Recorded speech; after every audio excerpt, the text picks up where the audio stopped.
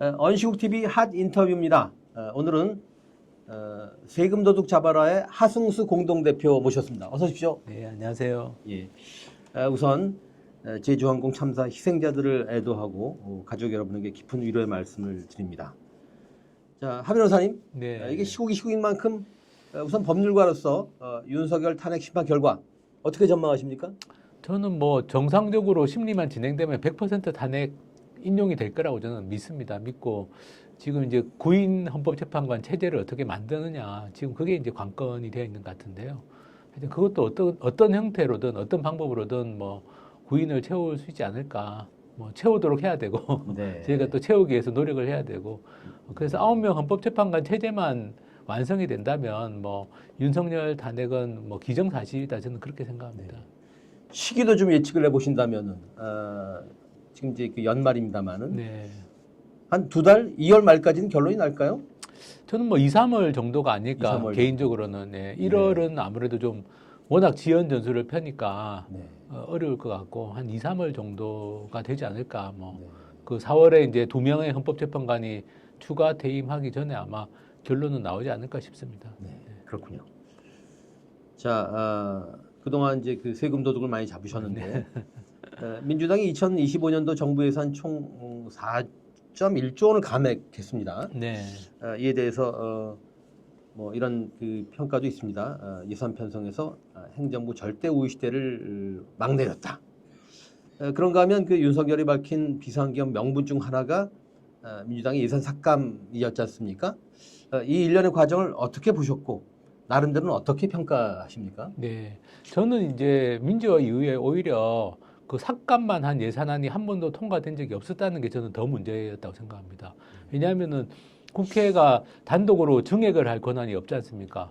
결국 정부 동의가 있어야만 증액이 가능한데, 그러다 보니까 계속 이제 야당 국회의원들도 자기 지역구 예산 증액시키려고 어떻게 보면은 그동안 문제가 많은 예산들, 적폐 예산이라고 할 수 있는 그런 예산들을 계속 살려준 겁니다.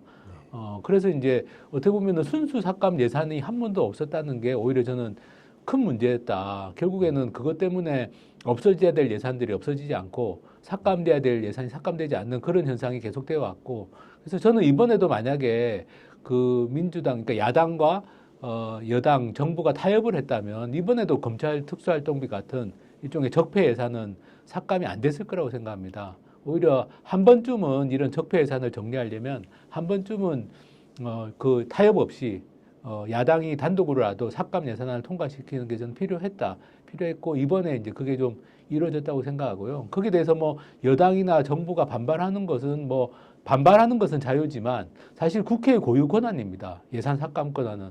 국회는 정부의 동의 없이는 예산을 증액할 수가 없기 때문에 어떻게 보면 국회가 가진 고유 권한은 예산을 삭감할 권한이고, 그 삭감할 권한을 헌법에 의해서 국회가 가지고 있고, 국민의 대표기관이 국민의 위임을 받아서 어떻게 보면 예산을 삭감한 건데, 그걸 가지고 이렇게 이런저런 이야기를 하는 것 자체가 사실은 저는 말이 안 된다. 더구나 윤석열이 그걸 탄핵은 하나의 명분 비슷하게 이야기했는데, 그거는 헌법에 대한 그 자체가 반헌법적인 발상입니다. 국회가 예산 삭감하라고 국회가 있는 것인데, 그러게요. 국회가 예산 삭감 권한을 행사했다고 해서 그걸 내란의 명분으로 삼는다는 것은, 그거는 윤석열의 헌법에 대한 인식이 얼마나 참 천박한 수준인지, 네. 아니 아예 인식이 아예 없는 수준인지를 잘 보여주는 거라고 생각합니다. 굳이 인용을 하면 이제 이렇게 얘기를 했습니다. 검찰과 경찰의 내년도 특경 특활비 예산은 아예 0원으로 깎았습니다. 금융사기 사건, 사회적 약자 대상 범죄, 마약 수사 등 민생 침해 사건 수사, 그리고 대공 수사에 쓰이는 기묘한 예산입니다. 자신들을 향한 수사 방해를 넘어서서 마약 수사, 조폭 수사 같은 민생 사건 수사까지 가로막는 것입니다. 대한민국을 간첩 천국, 마약 소굴, 조폭나라로 만들겠다는 것 아닙니까? 이렇게 얘기했습니다. 이거 팩트 체크를 좀 해주시죠. 일단은 이제 거짓말이고요. 첫 번째로 예. 말씀드릴 부분은 거짓말입니다. 왜냐하면은 특수활동비, 특정업무경비가 없어도 예를 들면 검찰이나 경찰의 기능이 마비되는 게 아니죠. 왜냐면 월급은 월급대로 나가고 업무 추진비도 나가고, 물론 이제 특정 업무 경비 같은 경우는 수사에 쓰는 돈이 일부 있기 때문에 그게 좀 어려울 수는 있지만, 근본적으로 기관 자체의 활동이 정지되는 건 아닙니다. 근데 마치 검찰이나 경찰의 기관의 활동이 정지되는 것처럼 이야기한 것은 일단 거짓말이고, 또 하나는 그동안 그러면 특수활동비 같은 경우는 제대로 써왔나? 검찰 같은 경우는 특수활동비를 기밀 수사에 쓰지 않았다는 게 이미 다 드러난 상황입니다. 특히 윤석열 대통령 본인이 가장 그 돈을 국민 세금을 엉터리로 쏜 장본인인데 본인이 뭐 이런 기밀 수사에 쓴 게 아니라 그야말로 본인 쌈짓돈처럼 자기한테 충성하는 검사들에게 뭐 돈 나눠주고 또 뭐 일부는 뭐 정말 기밀 수사에 안 썼을 가능성도 저는 높다고 보는데 어쨌든 본인이 그렇게 국민 세금을 쌈짓돈처럼 써놓고 마치 이 돈이 없으면 뭐 검찰이나 경찰의 기능이 정지되는 것처럼 표현한 것 자체가 사실은 가짜 뉴스고 거짓말이다. 저는 좀 그렇게 생각을 하고요. 사실은 또 하나의 문제는 뭐냐? 특정 업무 경비하고 특수활동비는 좀 다릅니다. 이따가 설명드리겠지만 특정 업무 경비도 좀 필요한 부분이 있습니다. 근데 문제는 뭐냐 하면은 검찰이나 경찰이 거기에 대해서 제대로 국회에 소명을 하지 않았다는 거죠. 국회에서 소명만 하면 예산을 살려줄 수 있다라는 입장을 계속 이야기했는데 그걸 적극적으로 소명하지 않았고 그리고 소명이라는 게 너무 당연한 거죠. 국민들 일반에게 다 공개 못 하더라도 최소한 국민의 대표기관인 국회의원들에게는 비공개로라도 자료를 내달라. 그러면 우리가 인정해 주겠다라고 했는데 그걸 안 한 것이기 때문에 사실은 예산이 삭감당한 것에 대해서 뭐 검찰이나 경찰이 할 말도 별로 없다고 저는 생각합니다. 진작에 자료를 제대로 제출하고 국회에 설명을 했으면 특정 업무 경비까지 삭감되는 일은 피할 수 있었다. 어떻게 보면 본인들이 자초한 자업자득이다라는 생각도 좀 할 수 있습니다. 그래서 궁금해지는데요. 왜 소명을 안 했을까요? 왜 자료 제출을 안 했을까요? 저는 뭐 경찰은 제가 잘 모르겠습니다. 검찰은 아주 불순한 의도가 있다고 봅니다. 왜냐하면은 검찰은 사실은 특정 업무 경비와 특수활동비가 있으면 특정 업무 경비는 모든 검찰 조직이 다 쓰는 돈으로 제가 알고 있습니다. 일선에 있는 검사나 수사관들까지. 근데 특수활동비는 뭐 절반 이상을 검찰총장이 자기 쌈짓돈처럼 마음대로 쓰는 돈인 거죠. 그럼 이걸 섞으면 안 되는데, 왜냐하면 검찰이 정말 검찰 조직을 생각했다면 이 두 개를 철저하게 분리하고 특정 업무 경비는 뭐 신용카드를 쓰는 게 카드를 쓰는 게 원칙이기 때문에 카드나 이런 자료들이 있었을 겁니다. 그럼 특정 업무 경비라도 살리려는 노력을 해야 되는데 그걸 하지 않고 이걸 묶어가지고 특수활동비, 특정 업무 경비를 묶어서 다 자료를 제출하지 않는 바람에 오히려 이제 특정 업무 경비까지도 전액 삭감이 되는 어떻게 보면 검찰총장이나 고위급 검사들, 특수부 검사들이 많이 사용하는 특수활동비를 살리려고 특정 업무 경비를 희생시켰다. 제가 보기에는 오히려 충분히 소명하면은 인정받을 수 있는 부분이 많이 있는데 오히려 특수활동비 살리려고 한 덩어리로 묶어가지고 이 논의하게 만들다 보니까 살릴 수 있는 특정 업무 경비도 살리지 못한 어떻게 보면 일선 검사들이나 검찰 수사관들에게 필요한 돈이 있는데 그 중에는 그것도 살리지 못한 결과를 초래했다. 이건 어떻게 보면은 검찰총장이나 고위급 검사들 또는 전임 검찰총장이 있었던 잘못 썼던 부분들 이런 부분들을 감추기 위해 가지고 검찰 조직에 필요한 특정 업무 경비 전체를 다 희생시키는 결과를 가져왔기 때문에 저는 그 점도 어떻게 보면 다 검찰 수뇌부의 책임이라고 저는 생각합니다. 그쯤 되면 거의 배임 아닙니까? 배임을 떠나가지고 조직을 생각하지 않는 거죠. 그러니까 특정 업무 경비 중에는 아마 수당조로 검사들이나 아마 검찰 수사관들이 정액으로 받는 매월 일종의 수당조로 받는 돈도 있을 겁니다. 그럼 그런 돈이라도 살리려고 노력을 해야 되는 거 아닙니까? 조직의 수장이라면. 네. 그 조직을 책임지는 수뇌부라면. 그러면 그거는 이게 우리가 정액으로 주는 돈이다. 이게 수사 업무나 이런 것 때문에 뭐 일일이 카드로 계산하기 어려워서 정액으로 주는 돈이 있다. 그렇게 소명하면 국회가 그걸 뭐 100%는 몰라도 인정해 줄 부분은 인정해 줬을 겁니다. 제가 보기에는 국회 법사위에서. 근데 그런 걸 안 하니까 통으로 다 삭감당한 거거든요. 그러니까 그런 거는 어떻게 보면 조직에 대한 그러니까 자기들 검찰총장이나 그런 검찰의 고위 검사들의 쌈짓돈처럼 쏜 특수활동비 챙기려고 일선 검사나 수사관들까지 쓰는 특정 업무 경비를 희생시키는 어떻게 보면 조직에 대한 정말 좀 조직을 좀 배신하는 행위라고 볼 수 있습니다. 그러네요. 네. 말씀 들어보면 일선 검사랄지 수사관들의 불만이 좀 있겠습니다. 있을 수밖에 없을 겁니다. 왜냐하면 네. 특정 업무 경비는 카드로 쓰는, 그러니까 두 가지가 있는데요.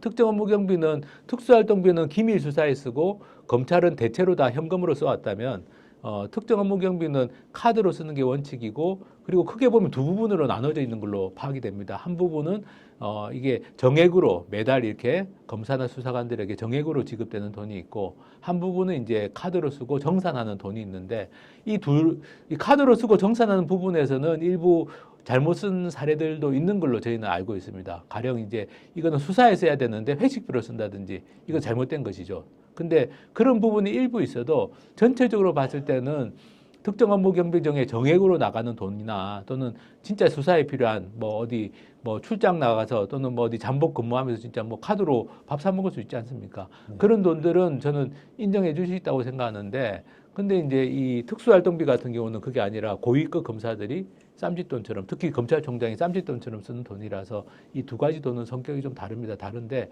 이번에 이제 이게 전액 다 양쪽이 다 삭감됐기 때문에 저는 이제 내년에 추가 경정 예산을 논의할 때 특정 업무 경비 부분은 아마 그때도 국회에서는 소명만 하면은 우리가 살려줄 수 있는 부분은 살려주겠다라고 아마 얘기를 할 것 같습니다.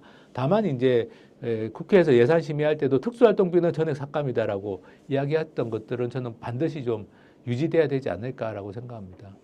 예, 그 특활비가 얼마나 방만하게 쓰였는지 사례를 좀 소개해 주시죠. 뭐 이거는 말할 수도 없는데요. 1년에 지금 80억 정도, 그러니까 이번에 그 검찰이 청구한 게 80억 정도 됐는데 그동안 써온 사례들을 보면 가령 이제 대표적인 게 검찰총장이 이 현금으로 만듭니다.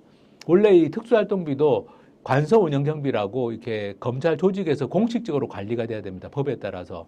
그래서 그 돈을 관리하는 공무원이 관서 운영 경비 출납 공무원이라는 사람이 따로 있습니다. 이 사람이 돈 관리를 해야 되는데 검찰 같은 경우는 이거를 현금화해 가지고 검찰총장 비서실로 전달했고요. 그래서 윤석열 검찰총장 같은 경우는 20개월 동안 78억 원을 현금화해서 받습니다. 총장 비서실에서. 그리고 이 돈을 그냥 마음대로 그야말로 자기 쓰고 싶은 대로 뭐 주고 싶은 사람들한테 주는 식으로 써왔던 것이고요. 그게 전체 검찰 특수활동비의 한 57%가 넘습니다. 57% 이상의 돈을 검찰총장 1인이 자기 마음대로 그냥 써온 것이고, 그리고 이제 그 돈을 받은 사람들이 최종적으로 어떻게 썼는지를 보면은 뭐 정말 일선 지청에서는 뭐 공기청정기 렌탈비로 썼다, 뭐 농협 상품권 구입했을 때 기밀 수사에 아무 관계 없는 거죠. 뭐 무슨 기념사진 촬영 비용을 썼다, 이런 오남용 사례까지도 있고, 그리고 이제 좀 더 문제가 되는 건 어떤 검찰총장이 말씀드린 것처럼 한 57% 정도는 자기 마음대로 현금화해서 썼는데 그 중에 이제 가령 이제 윤석열 같은 경우는 자기가 가령 뭐 월성원전 수사를 자기가 뭐 정치적으로 좀 이걸 좀 뭐 강하게 밀어붙였다. 그러면 월성원전 수사팀에게 돈을 주는 거죠. 그럼 그 돈을 받은 수사팀은 어디다 쓰겠습니까? 사실 뭐 현금으로 그렇게 돈을 쓸 데가 별로 없을 겁니다. 그죠? 그럼 결국에는 이걸 뭐 회식비나 이런 사실은 기밀 수사에 직접 소요되는 게 아니라 그냥 그 돈을 받은 검사들이 임의로 쓸 수밖에 없는 상태가 되기 때문에 상당히 많은 돈은 아마 회식비나 또는 명절 떡값이나 이런 걸로 쓰여졌을 거로 파악이 되고요. 예를 들면 윤석열 총장이 되기 전에 중앙지검장 했지 않습니까? 예. 서울중앙지검장 시절에 윤석열이 4번의 명절이 있었는데 4번의 명절을 앞두고 2억 5천만 원을 명절 떡값으로 뿌렸습니다. 이 명절을 앞두고 그냥 갑자기 한 40명 정도 되는 서울중앙지검 간부들에게 돈 봉투를 돌리는 식으로 2억 5천을 돌렸거든요.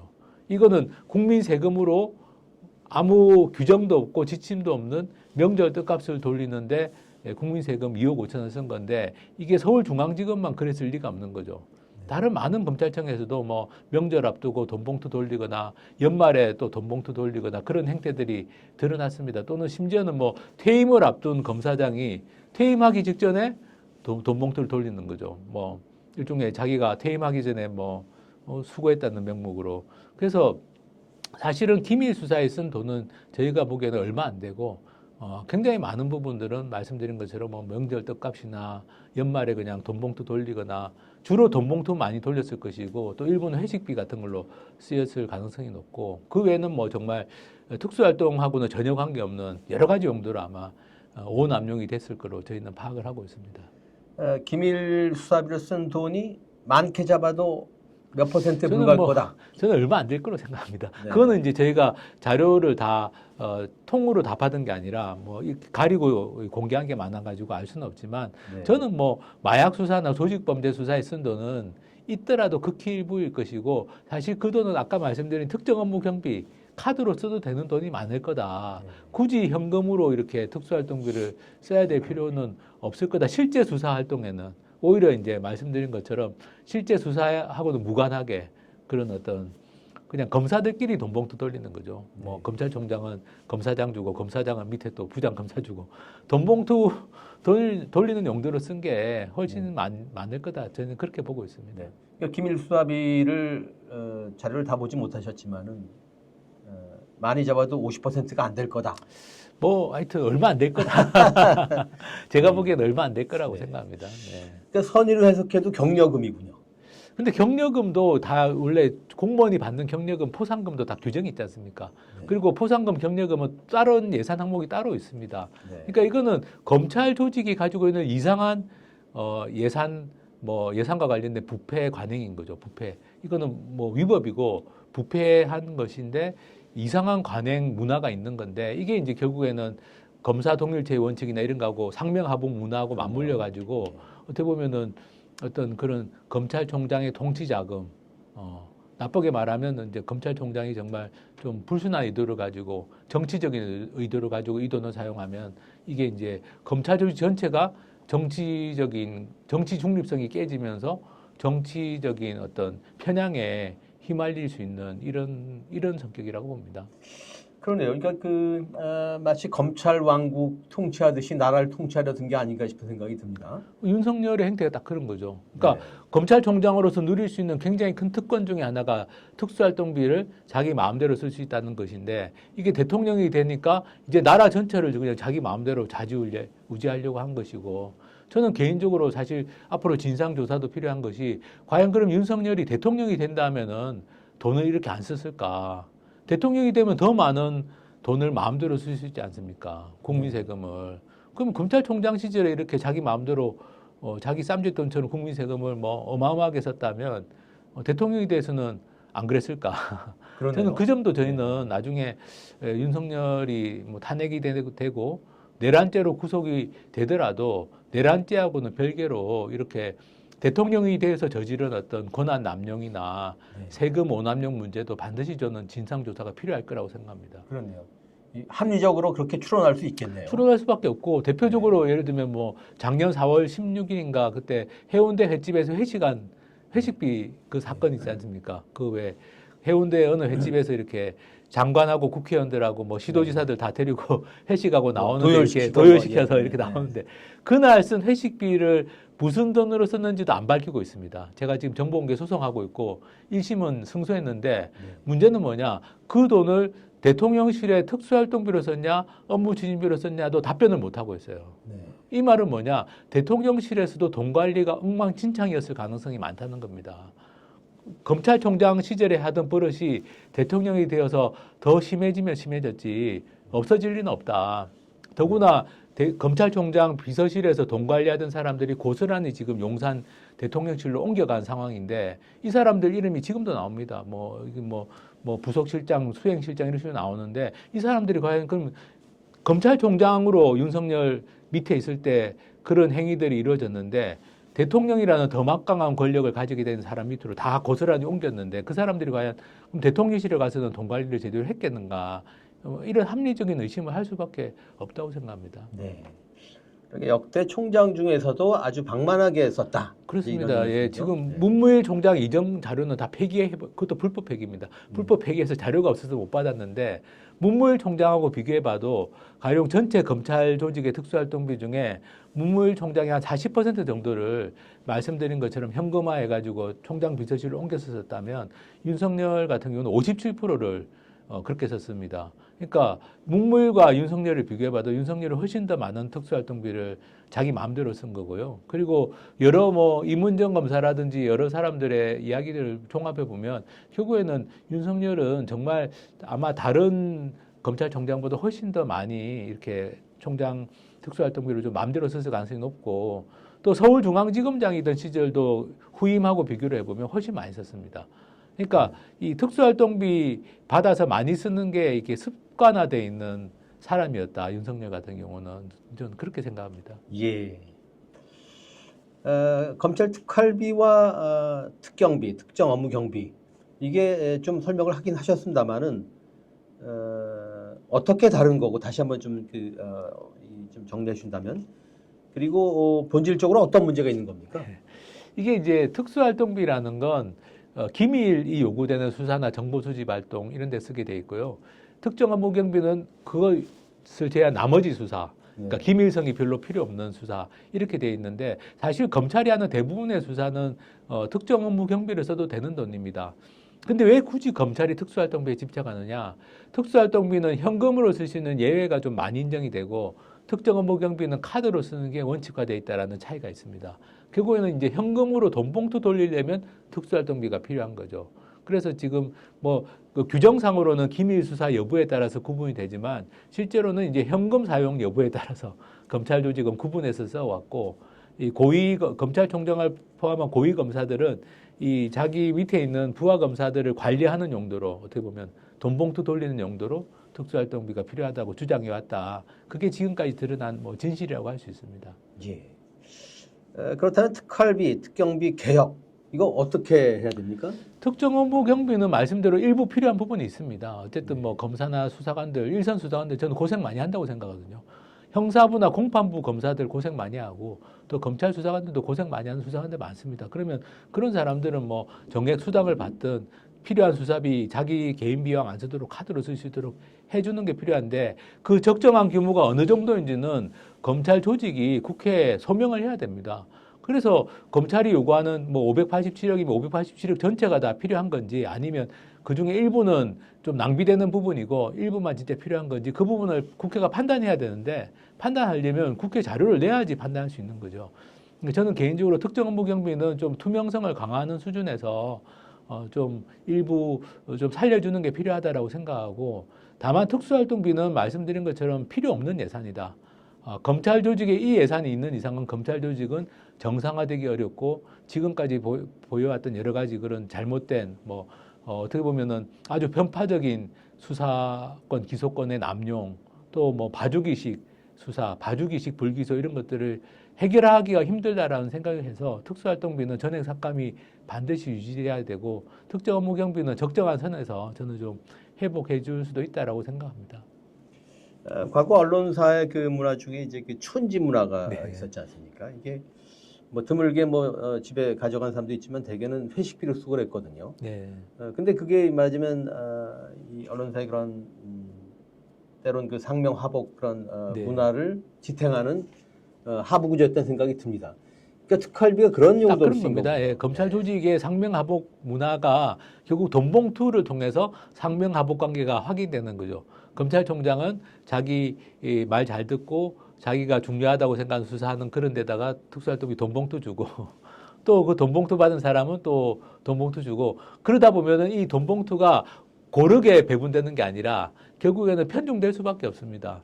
그래서 정말 고생하는 공판부, 형사부 검사들이 아니라 특수부라든지 과거에는 공안부 같은 검사들이 많이 받았을 것이고 그걸 통해서 이제 검찰 조직의 어떤 상명하복 관계를 유지하고 검찰총장이 어떻게 보면은 자기의 신임이나 이렇게 이런 것들을 돈봉투를 통해서 표현하는 이런 문화가 형성됐다고 저는 보여지고요. 그래서 이거는 검찰 조직이 정상화되기 위해서는 반드시 없어져야 될 잘못된 문화고 관행이고 예산이다 이렇게 생각합니다. 네.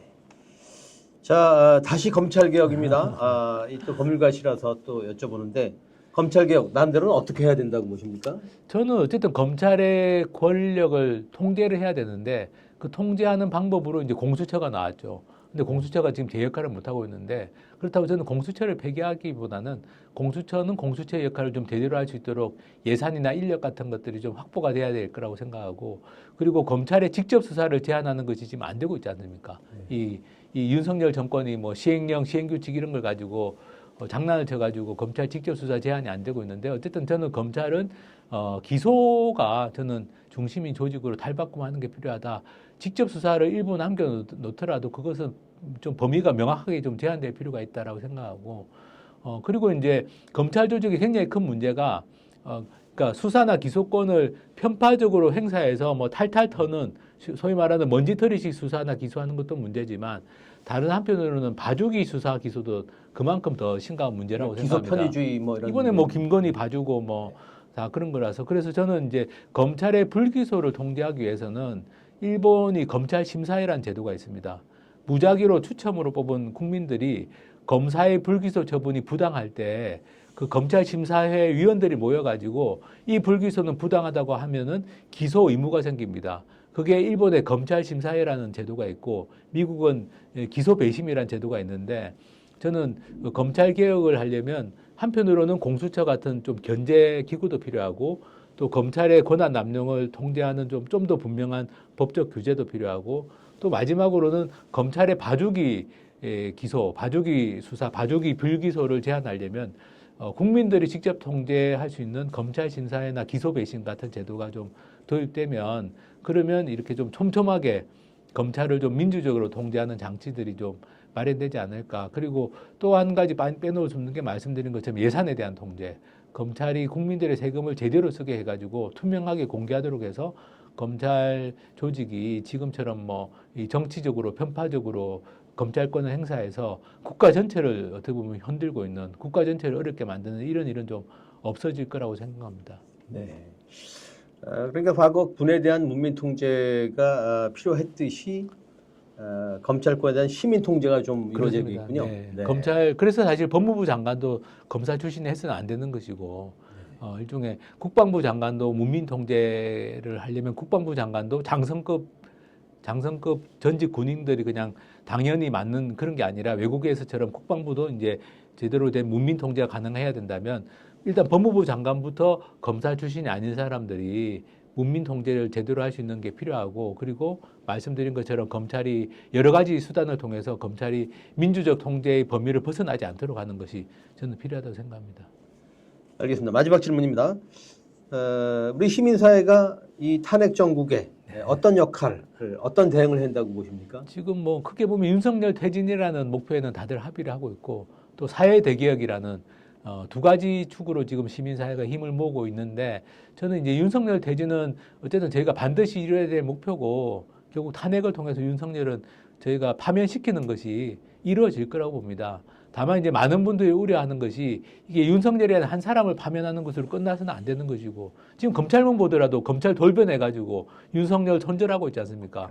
그러니까 이런 식으로 해서 또 검찰 조직이 지금 현재처럼 또 살아남는다면 또는 이제 지금 이번에 군이나 경찰 같은 어떻게 보면 물리력을 가진 집단들이 대통령 그 윤석열이라는 미치광이 내란 수계에 의해서 동원되는 일이 있었는데 이런 일이 다시는 일어나지 않도록 하려고 하더라도 우리가 아마 바꿔야 될 제도들이 굉장히 많고 지금 한국 사회에 쌓여 있는 문제들을 해결하기 위해서도 굉장히 많은 개혁 과제들이 저는 있다고 생각합니다. 그래서 저는 시민사회가 윤석열 파면을 이뤄내는 것과 함께 여러 가지 사회 대개혁 과제들 한편으로는 국가의 시스템이나 제도를 개혁해야 될 과제들이 있을 것이고 또 한편으로는 어쨌든 윤석열 정권 하에서 더 심해진 불평등이나 차별 같은 문제들을 해결하기 위해서 필요한 과제들도 있을 텐데 이런 과제들을 좀 이번 이 과정을 통해서 내란 이후에 저희가 국민들이 촛불과 응원봉을 들고 이렇게 지금 나선 과정을 통해서 좀 해결을 해 나갔으면 하는 바람을 가지고 있습니다. 네. 예, 고맙습니다. 언식TV 핫 인터뷰 오늘은 하승수 세금도둑 잡아라 공동대표 만나봤습니다. 고맙습니다. 네, 감사합니다.